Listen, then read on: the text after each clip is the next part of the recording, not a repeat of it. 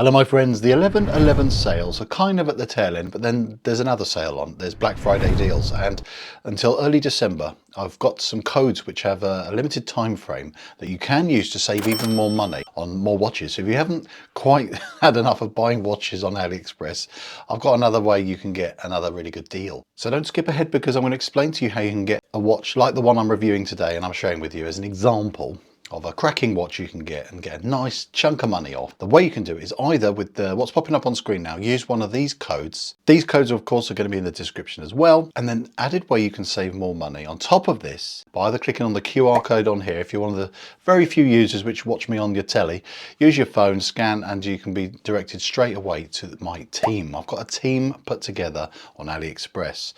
Link to that as well is in the description, and effectively if you join my team, the more of you are in it and the more things you buy, you get accumulated points and you definitely get to save money. So without further ado, you're going to want to know an example of a very nice watch that's going to have a nice chunk of money off if you use the vouchers.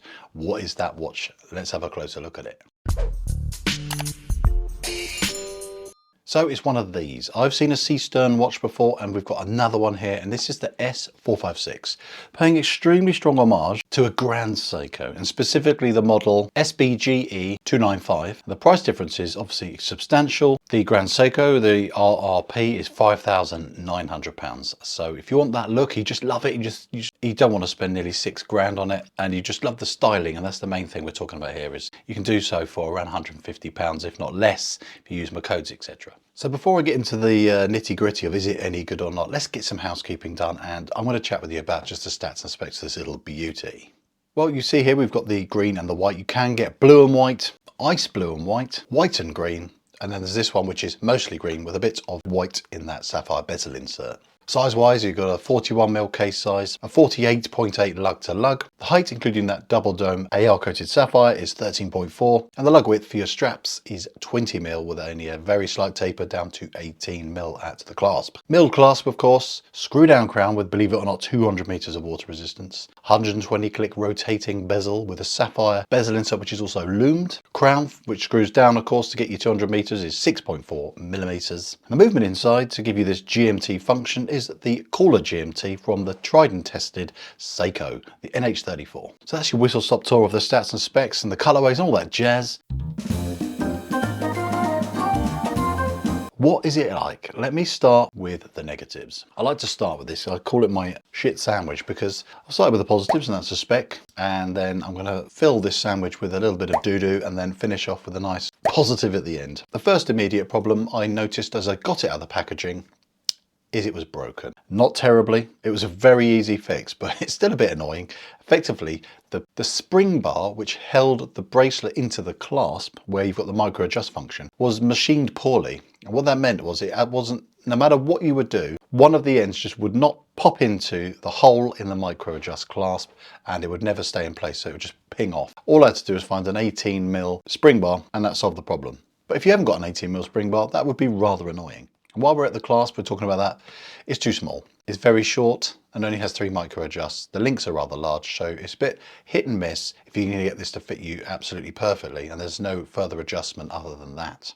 There's a slight bezel alignment issue. It's rather annoying. I can get it to line up, and you know, it's not alarmingly bad, but it's just slightly frustrating sometimes when you turn the bezel all the way around and it just doesn't line up, and you have to do it again, and just maybe a bit of back play to get it to line up.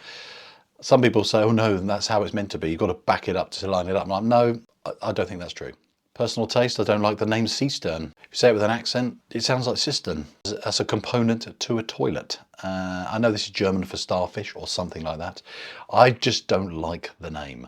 Another alignment thing, even if we go back to the whole marker at the 12 lining up with the pip on the inner rehort, it's still a bit of an alignment situation going on where the green and the white line up with the inner rehort, green and white. So it's just a little bit, oh, it's just too much going on and it's not all quite lining up. But you know what? It's one of those things that's difficult to get perfectly right, especially on a much more affordable watch. Now we're moving on to the final slice of this sandwich, and that is the positives, because the positives do outweigh the negatives, hence why I would recommend this watch. The styling. They've made a few subtle tweaks compared to that Grand Seiko I referred to earlier, and the subtle tweaks are little simple things compared to that Seiko. I like the colour of the GMT hand. It's red in this instance. It's not on the Seiko. The crown position is different. It's at the 3 o'clock on this watch. Obviously the Grand Seiko has a spring drive movement with a little extra power reserve indicator on the dial. The dial finish is actually very different. It's green, but it has a different texture and finish to it compared to this watch. And the date position as well is different. And then after that, there are going to be lots of other micro differences. But the thing I do like is absolutely gorgeous is this color green. And while we're looking at the dial, the markers, you see from the macro shots, the markers, the indices, etc., the hands, finishing on these is exceptional. It's as good as a £500 watch, and I'm not overstating that. The clarity of the sapphire crystal is also extremely good. The lume is also very good on here for an affordable watch. Nice to have it on the bezel insert as well. That does fade quicker than the rest of the watch, but you know what? The hands and the indices got some serious punch to it. And you wouldn't be disappointed with this movement. It's a fantastic workhorse movement, and that means it's going to be reliable, it's rugged, tried and tested, and put in bazillions of watches. And I like that GMT function where you can independently control that GMT hand and move it around to a separate time zone. Then you've got that rotating bezel. You can track up to 3 time zones if you want, possibly more. I don't know how you do it, but you know what? It's just a nice, versatile watch. And you chuck in the mix the 200 meters water resist. Then you throw in as well a very good quality bracelet with screw pins in there, excellent brushing, smooth polishing. It's very comfortable. It's not rattly at all. It's a very solid feeling watch. The case finishing is also beautiful, really smooth polishing,